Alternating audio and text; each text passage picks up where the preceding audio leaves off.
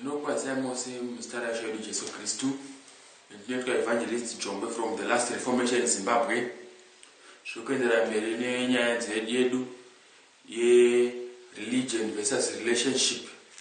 Takataura tikati religion yandiri kuti religion vanhu vanongoita zvinhu asi vasingaitiri Mwari, achifunga kuti zvinhu zvacho zvavanoita vari kuitira Mwari favor asi vasina kukama naMwari. Saka relationship kukama naKristu Jesu, religion kungoita kwevanhu vanongoita zvinhu zvakawanda asi vasina kukama naKristu. Vanhu vanoita zvereligious, vanhu vanoita zvereligion, vanhu vanoita zvemabasa okushandira Mwari, Mwari asina kuvatuma, vanhu vanoita zvemabasa vachifunga kuti vanofadza Mwari ivo vasina kukama nemwanakomana waMwari, vari kuzviitira mahara. Saka tikuda kuti tidzidze pamusoro pechimwe chinhu nhasi kuti tione kuti imimi vanhu munofungei pamusoro pemweya mutsvene makanyeberwa kuti kudii pamusoro pemweya mutsvene, togoona zvakare kuti mweya mutsvene chii, unoita nezvei kushoko raMwari pachokwadi. Saka chokwadi, truth, inowanikwa murelationship naJesu, but religion inowanikwa mumabasa akawanda atinoita tichingwa tirikuda kufadza Mwari. Saka musafarira kuva religious, farirai kuva nokukama naKristu kuti muwane chokwadi. Mukawana chokwadi zvinonzi muchaziva chokwadi, chokwadi chobva chakusunungurai. Saka Mwari ngawatiitire nyasha. Regai titange nyaya yedu yamweya mutsvene. Kana tichitaura pamusoro pamweya mutsvene, regai ndimboverenga zvandakanzwawo, zvandakaonawo vamwe vachitaura, vamwe vachiita, vanhu manzwisisiro avanoita mweya mutsvene. Mweya mutsvene vamwe vanoti mweya mutsvene unouya pamusoro pevanhu vakasanangurwa naMwari, kwete munhu wese wese.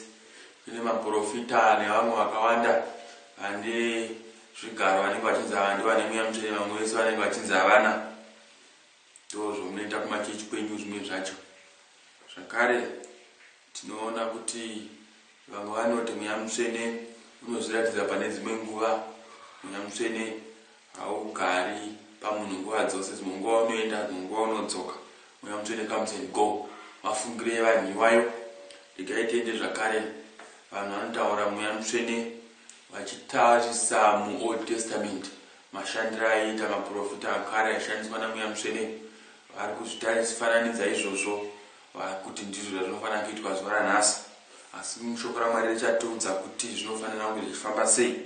Regai tione zvakare vamwe vanoshuona mweya mutsvene sesimba rekuti vamwe vaite mari, ndosaka vanhu vachienda kuzonamatirwa nokunopuwa mvura nokundonzwini, kuita kuti kana mweya mutsvene uyoyo kana wazodza vanhu vanoita zvinhu, vanhu vanofuma, ndopfungwa dzacho dzinenge dzine vanhu. Regai tiende mberi zvakare. Vamwe vanoti mweya mutsvene unogara vanhu. Kana achiti kugara vanhu, munhu ari magarirwo anoitwa munhu nemashavi okuti anogara otanga kubvunda-bvunda, otanga kuumburuka, otanga kuita unconscious, achiita maconvulsions kana kuvhumuka kana kupenga, achinzi agarwa nemweya mutsvene, kana kuita zvinhu zvese zvimwe zvokupenga-penga achinzi agarwa nemweya mutsvene. Ndo zvimwe zvandinonzwa nezvandinoona vamwe achiti munhu agarwa nemweya mutsvene iye atonguva ngato nemadhimoni. Regai tiendere zvakare pamusoro pokuti control. Zvinoita zvakare kuti mweya mutsvene, vanhu vanofunga kuti mweya mutsvene kana wagara pamusoro pemunhu unokondora munhu totally, zvokuti munhu anotozoti kana mweya mutsvene waenda wozotoshamisa kuti chii chachiitika. Ndo zvinofunga vanhu, asi ndinokuudzai kuti hazvisiri izvo. Chokwadi tichanatso kuchiona pamberi. Regai tiendere zvakare. Pane vamwe vakatondoudza kuti vakauya kwatiri tiri kumakrusades vachiti takanzi kana ukabuda pasuwe rangu, takanzi kana ukasiya chechi yedu mweya mutsvene anokuuraya, haufaniri kubuda muchechi. Saka ndo zvimwe zvinhu zvinotya vanhu nokuti vanofunga kuti vazodziwa vavo, mabhishopu vavo, vafundisi vavo vane mweya mutsvene, saka ukavatsamwisa munogona kufa, sezvaita vana Elijah vaidana moto kuOld Testament vachipisa maprofita nevamwe vanhu vose vaiuya kwaari, maprofita eOld Testament. Ndo mashandiro aiita. Asi tichaona kuti isusu mweya mutsvene wanhasi unofanira kutishandisa sei. Zvakare vanhu vanoti mweya mutsvene kana uchitaura nezvechechi unongotaura kuburikidza nomuprofita wokuchechi kwenyu. Profita iye kana ataura ndo zvinotevedzerwa, ndo zvirikudiwa naMwari. hapana mumwe munhu ari mukereke chero audzwa naMwari zvinhu kwazvo anokwanisa kuchallenja authority yomuprofita, kuti muprofita ndiye anenge achiti ndakadara ndakazozwa imese teeraini. Ndopfungwa dzatinowana mazuva edu anhasi pamusoro pemweya mutsvene. Vanhu havachakwanisi kukwesena zvinhu zvekutaura nemweya mutsvene. Vanhu vakudyiswa mawigi nemawevi, vanhu vakutorerwa vakadzi nevanhu vanenge vachitapuwa nemweya mutsvene. Vanhu vakuitwa zvakawanda, vamwe vakandyiswa majiki vakafa. Ndofunga munongomva zvinoitika nokuda kwokuti vanhu vanenge vachitya kuti mweya mutsvene unohlisa, unouraya vanhu kana tikasamuteerera. Kana munhu waMwari ataurwa namweya mutsvene hatifaniri kupikisa. Ndozviriko zuva ranhasi. Asi tinozoona zvakare kuti vanhu vekuBeria nevamwe vakawanda, mweya mutsvene unofanira kunge uchitaura zvekuenderana neshoko raMwari. Saka izvi zvandataura zvizhinji zvinhu zviri religious, zvinhu zvinokuti vanhu kana ndikavabvunza kuti mweya mutsvene chii, ndozvavanotaura izvozvo. Asi isusu regai tinzwe neshoko raMwari kuti mweya mutsvene chii, mweya mutsvene ndiani. Chokutanga, mweya mutsvene ndiMwari. Takati tina Mwari Baba, Mwari Mwanakomana, mweya mutsvene, asi zvose ndiMwari mumwe chete. Mwari anozviratidza nenzira nhatu. Nemamwe matauriro ndingati mugona kutadza kuzvinzwisisa, asi chokwadi kana tazova kudenga tichazozvinzwisisa, nekuti Mwari wedu mukuru, ane masimba ose. Saka zvimwe zvacho munogona kutadza kuzvinzwisisa, asi nzwisisa izvo zvokuti mweya mutsvene ndiMwari. Handei mberi tione basa ramweya mutsvene. Mweya mutsvene haashandi kumaKristu chete. Mweya mutsvene anonzi achauya kuita convict the world of sin. Mweya mutsvene anobatsira vanhu patinenge tichiparidza vhangeri. Mweya mutsvene anenge achitaura nevanhu kuti vatendeuka, achirova mwoyo yevanhu kuti dai vanhu vatendeuka. Turi mubasa rinoitwa namweya mutsvene. Kana munhu achinge atenda muna Kristu Jesu, mweya mutsvene, Jesu anoti ndakutumira mweya mutsvene. Mweya mutsvene kana auya sezvakaita pana Acts, mweya mutsvene akauya anobhabhatidza vanhu. Haagumiri pakubhabhatidza vanhu, anogara muvanhu matiri. He indwells in us. Ndozvinoitwa namweya mutsvene izvozvo. Mweya mutsvene anobhabhatidza vanhu. Kana akabhabhatidza vanhu, vanhu vanowana zvipo zvamweya mutsvene zvinowanikwa pana Vakorinde wokutanga chapter 12. Inotaura pamusoro pe the gift of the Spirit, of the Holy Spirit. Zvakare kana mweya mutsvene achinge agara matiri, tichataura mavhesi kuti mweya mutsvene unogara matiri. Asi kana mweya mutsvene achinge agara matiri, isu tinotarisirwa kushanduka kubva mukati medu kuti chatipinda, Jesu anenge apinda matiri through the Holy Spirit, atange kushanda basa mukati medu achitishanda kusvikira pazuva raanozodzoka.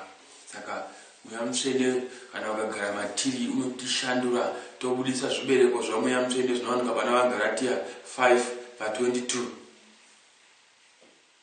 Zvibereko zvamweya mutsvene ndizvo izvozvo zvokuti kana wapindwa naKristu Jesu, kana wagamuchira mweya mutsvene, unofanira kuteerera mweya mutsvene, unofanira kushandurwa woita munhu kwaye. Regai tienderere mberi nezvimwe zvinoitwa namweya mutsvene.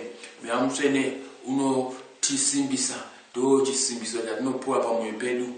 Kana munhu agamuchira mweya mutsvene, chisimbiso chinotiradza kuti nesuwo tigare tichinzwa tine confidence yokuti tiri vana vaMwari.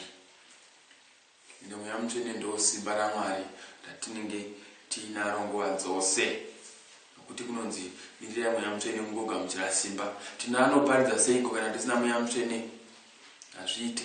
Saka kuti tikwanisa kuparidza nezvatiri kuita izvi, ibasa ramweya mutsvene rinotipa kushinga, ibasa ramweya mutsvene rinotigonesa nekutisarurira zvekutaura. Mwari achitiitira zvakanaka. Regai tichiita zvemavhesi tichiwedzera zvakare kuti mweya mutsvene chii, zvichienderana neshoko raMwari. Tikaverenga paRoma 8:9 tinoona kuti kana usina mweya mutsvene hausi mwana waMwari. Verengai paRoma 8:9. You don't belong to Christ if you don't have the Spirit of Christ, if you don't have the Holy Spirit. Saka mimi munomirira kuti munhu aite mweya, regai ndikuudzei kuti idzodzo inhema zhinji. Tikaverenga zvakare pana Joel, regai tiverenge Joel 2:28, muone kuti chivimbiso chamweya mutsvene hachina kuvimbiswa pamunhu mumwe chete. Regai tiende mberi tione Joel 2:28. And it shall come to pass afterward that I will pour my spirit upon all flesh. Ndichadurira mweya wangu pamusoro penyama yose. And your sons and your daughters shall prophesy. Vanakomana nevasikana vachaprofita. And your old men shall dream dreams. Vakuru vacharota hope. And the vechidiki, young men, shall see visions. Vakomana vechidiki, madzimambai echidiki vachaona zviratidzo. Saka musamirira zvese izvi kuprofita nemavisions nezviratidzo zvichinzi zvinoitwa naprofeti. Mweya mutsvene chipo chomunhu wese. Saka ndiko kuvhunza iwewe kuti unaye here mweya mutsvene? Ari pamusoro pako here mweya mutsvene? Ari kugara mauri here mweya mutsvene? Kana usina, ndinokukurudzira hama yangu kuti chiKristu upenyu hunotungamirwa namweya mutsvene, nekuti chiKristu hachiraramiki kana usina mweya mutsvene. Sevamwe vanoda zvemutemo zitereki, ime commandments yeSabata, mweya mutsvene vanomuramba kwavhunzwa kuti nemhaka yei mune mweya mutsvene here havazive. Asi vanhu ivavo vanorarama muzvivi kazhinji nokuti havana mweya mutsvene, vakaramba simba rinovakundisa zvivi. Saka simba rinokundisa zvivi ndimweya mutsvene. Mweya mutsvene ndiMwari. Vamwe vanofunga kuti mweya mutsvene ingori mhepo, asi tinoona kuti mweya mutsvene ndiMwari. Regai tiende mberi zvakare tichiverenga. Tikaverenga pana Acts 2:38, mabasa apostle 2:38, Peter achinge apedza kuparidza anoudza vanhu zvinhu izvi. And Peter said unto them, repent and be baptized, every one of you, in the name of Jesus Christ. Tendeukai mbhabhatidzwe mose muzita raJesu Kristu kuti muregererwe zvivi zvenyu, for the remission of sins, and you shall receive the gift of the Holy Spirit. Saka chiKristu kana usina kugamuchira mweya mutsvene hauchiraramiki. Mweya mutsvene unogamuchirwa nokutenda muna Jesu Kristu. Jesu Kristu wacho ubva kubhabhatidza. Ende kana wabhabhatidzwa namweya mutsvene tinozviona. Pamusoro pokubhabhatidzwa mweya mutsvene anogara mauri mukati. Kana mweya mutsvene mauri tinozviona nokushanduka kwaunenge uchiita. Haikona zvokuita confirmation yokuti unomira uchirohwa mbama pasina chaunonzwa. Hausi mweya mutsvene, angorova rituals asina zvaanoreva, nokuti munhu anobhabhatidza munhu ndiKristu Jesu, kwete isusu. Isusu tinobhabhatidza munhu nemvura. Nyangwe patinoisa maoko pamusoro penyu paya muchizogamuchira mweya mutsvene muchitaura nendimi muchitanga kuprofita, hatisisu tinenge tichikubhabhatidzai. NdiKristu anokubhabhatidzai. Ndosaka vamwe tichiisa mumaoko vasingabhabhatidzwi. Nemhaka yei nekuti Kristu anoziva mwoyo yavo, vanhu vacho vanokasira vatendeuka. Asi pane vanhu vanenge vari genuine, vane mwoyo kwavo vashanduka zveshuwa vachida kugamuchira, tikaisa maoko pamusoro, Jesu Kristu anovabhabhatidza.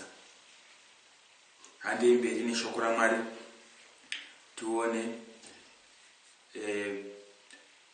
Tikaverenga vana vaRoma 8:11 tinoona kuti mweya mutsvene unogara matiri.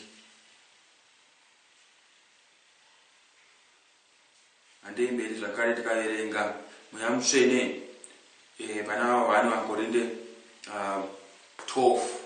Tinokumbira kuti kana tapedza kuita nyaya iyi tiiverenge yese. Pane imwe section inotaura pamusoro pokuti hapana munhu anotaura kuti Jesu ndiKristu kunze kwokunge ana mweya mutsvene. Saka mweya mutsvene ndiye anopupura zvaKristu Jesu, ndiye anopupura kuti Jesu ndiKristu. Mweya mutsvene anenge achitaura zvaJesu. Mweya mutsvene anenge achikudza Jesu. Kwaona munhu achinzi agarwa nemweya mutsvene achitaura mazita evanhu kuti nikiwe, jongwe. Mweya mutsvene rudzi. Mweya mutsvene anoita kuti ukudze Mwari, kunyanya mbiri yaJesu, nokupupura kuti Jesu akafa akamuka ndiye muponesi. Ndo basa ramweya mutsvene rokutaura izvozvo nokuti kusimbisa izvozvo. Haikona mweya mutsvene unongotaura zita remunhu, zita remukuru wechechi, zita remuprofita. Mweya wesvina iyoyo.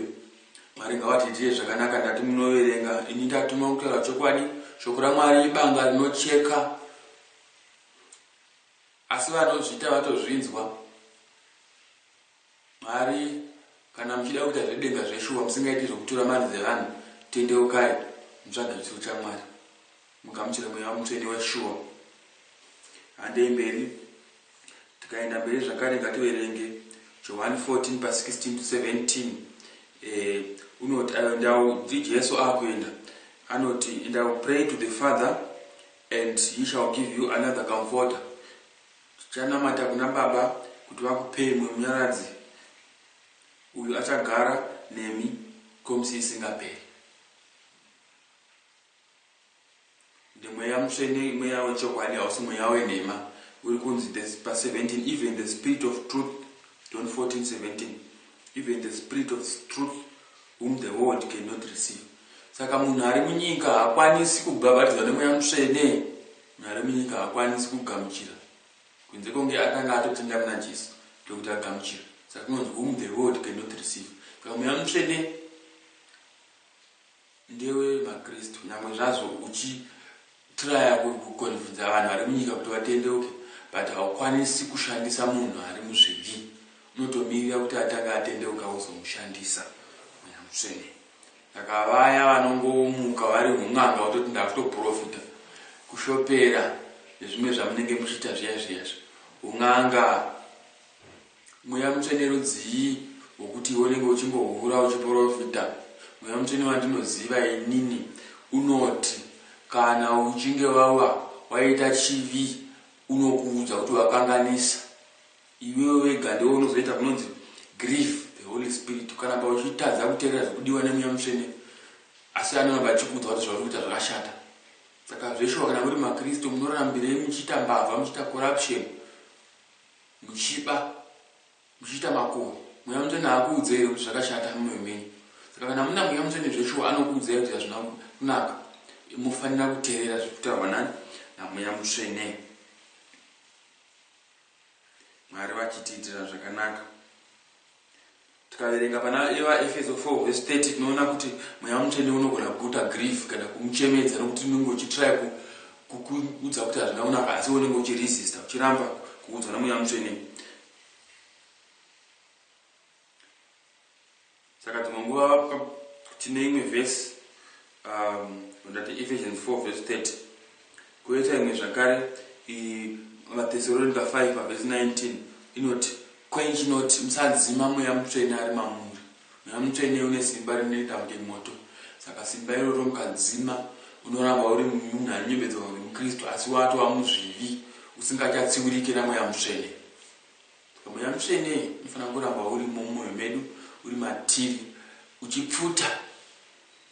Kuramba uchipfuta ndokunoita tirambe tichidirectwa, tichigadziriswa naMwari kuti tizofanana naye kusvika azodzoka. Mwari ngaatiitire zvakanaka. Mweya mutsvene is a gentleman. Ndosaka tachiona kuti anotwa grief kana kuti anotwa quench. Mweya mutsvene haazvimanikidze kukuitisa zvinhu, asi anokunyengerera, anoita neumwari. Saka ukaona mweya mutsvene wokuti unokumanikidza vanhu vachimhanya nepamoto vachiita zvinhu vachitokwanzi mutukunyima, hakuna zvinhu zvakadaro. Mukaverenga pana Makorinde iyoyo yandataura 1 Makorinde 12 inotaura kuti nekumberi kwacho inotaura kuti the spirit of prophecy is subject to the prophet. Saka kunyangwe uchifanira kuti uprofite, iwewe ari kuprofitiswa namweya mutsvene, you will be able to control yourself. You will be able to control yourself. Iwe ndonozvibvumidza kuti mweya mutsvene aflowe. Kana vauda kumbomira, you can hold on. Haikona kunge madhimoni maconversion uchiumburuka uchitwa possession, profita akabudisa ziso zvodzvukudzvuku. Haiwa, handisi profita izvo. Ndo macounterfeit spirits. Vamwe vanoti kundalini spirit, vamwe vane madhimoni mamwe acho nemashaya. Mwari ngaatibatsire. Handei mberi pamusoro pamweya mutsvene. Saka zvatiri kuona izvezvi, tiri kuona kuti mweya mutsvene ndiye the ultimate authority of the church. Pese pamunoungana, teererai zvinotaurwa namweya mutsvene. Ende musateerera one man band yenyu inogara ichitaurwa, nokuti munhu one muprofita akataura mabvuma, vamwe vese hazvichaiti. Asi Mweya Mutsvene anotaura nevanhu vakawanda. Mukaverenga futi kubva ipapo muna Korinde muchienda mberi muchaona kuti munotonzi ngapave nemaprofita akawanda, mumwe achiprofita mumwe achijaja kuti ndizvo here. Haikuna munhu mwana anenge achikoprofita chete achingodini. Zvinokonzeresa heresi nedeception. Munhu anenge achindini neMweya Mutsvene vamwe vese havana, chingorova vanhu pamhanza zuva nezuva. Mwari ngatiitire zvakanaka. Saka tadzidza pamusoro paMweya Mutsvene. Mwari vakatinakira nokuti Mweya Mutsvene ndiwo simba rakamutsa Jesu kubva kuna vakafa. Ndiye akamutsa Jesu kubva kuna vakafa. Naiye Mweya Mutsvene ndiye achatimutsa kubva kumabasa edu akaipa, achitiunza kumabasa anodiwa naMwari kuti tigoramba tinaye. Mweya Mutsvene ndiye achatidhinda, achatisetify kuti tiri vana vaMwari. Kana tisina Mweya Mutsvene hatina umwari, kana tisina Mweya Mutsvene hatisi vana vaMwari. Saka chikumbiro changu ngati let us stop to be religious, but let's have a relationship with Christ. Kana tikava neukama naKristu Jesu, tinobhabhatidzwa naMweya Mutsvene, tinopindwa naMweya Mutsvene wotigara wotitungamirira, nokuti isusu tinonzi tiri temberi yaMweya Mutsvene. Saka Mwari anenge achigara matiri kupfurikidza naMweya Mutsvene. Mwari ngavatiitire zvakanaka. Dai Mwari vatibatsira, hama dzangu, mwoyo wangu unorwadza nezvandinoona zvinoitika mazuva ano, nokuti Mweya Mutsvene wavako mazuva ano chaakutoita kunge vanhu vakutoita kunge party break dance and so on. Zvinobatsira kuti munhu tikaenda kuchechi oumburuka achidonha achidini, mangwana anodzokera achitohura. Zvinobatsira kuti munhu anoenda kuchechi onochema zuva nezuva asi achidzokera achinohura. Kana zveshuwa uine maissues ako, inda pamberi paMwari, siyana nokutinamata kupfurikidza munhu wanhingi, Mwari wanhingi, hazvibatsiri.